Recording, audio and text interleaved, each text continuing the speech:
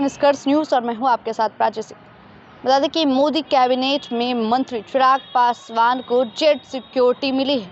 चिराग पासवान इन दिनों अपने जो केंद्रीय मंत्री हैं उन्हीं को सिलसिले को लेकर फ्रांस दौरे पर लगातार जो है बातें कर रहे हैं, लेकिन उनकी सुरक्षा बढ़ाई गई है। अगर बीते कुछ दिनों की पहले की बात करें तो जिस तरीके से उनके पिता यानी कि दिवंगत रामविलास पासवान की जयंती थी, जिसके बाद से जीतन राम मांझी के क्षेत्र यानी कि संसदीय क्षेत्र में उनके पिता दिवंगत रामविलास पासवान के मूर्ति के साथ छेड़छाड़ किया गया है। और उसके बाद से कहा जा रहा है कि चिराग पासवान जो है अब एनडीए से खफा नजर आ रहे हैं। क्या एनडीए से एक बार फिर से अलग होकर चुनाव लड़ेंगे? क्योंकि विधानसभा चुनाव नज़दीक है, इसको लेकर उन्होंने झारखंड में भी ऐलान कर दिया है कि हम चुनाव लड़ेंगे और बिहार में भी।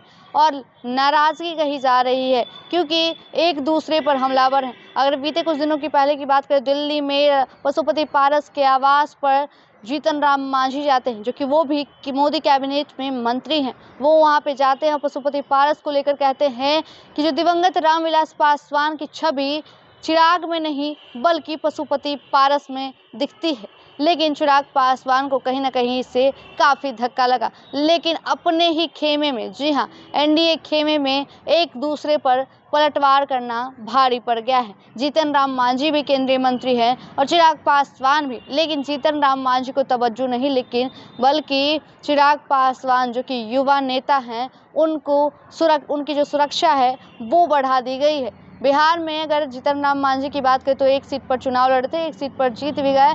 हालांकि देखा जाता है तो एक तरफ चिराग पासवान की लोकसभा में बात करें तो 5 सीटें मिली थी और 5 सीटों पर उन्होंने विजय हासिल किया है।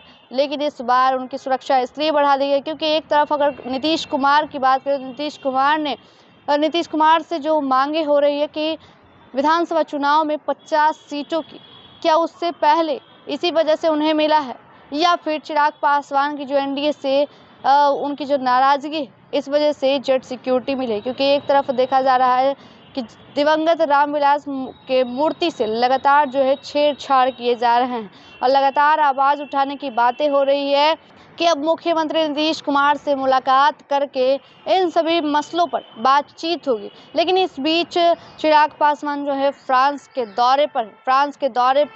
दौरे से जब वो बिहार आएंगे, आखिर क्या कुछ होगा ये भी देखने वाली बात होगी। क्या नीतीश कुमार से मुलाकात करके जो लगातार जो मूर्ति विवादों में फंसा हुआ है, लगातार मूर्ति से जो छेड़छाड़ किया जा रहा है, क्या वो सही होगा?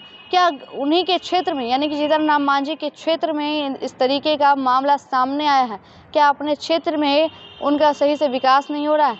क्या वहाँ की वो संसदीय क्षेत्र की बात करते हैं कि सब कुछ सही चल रहा है, लेकिन वहाँ पे सब कुछ सही नहीं चल रहा है? लेकिन कैसा लगा कमेंट सेक्शन में ज़रूर बताएं। धन्यवाद।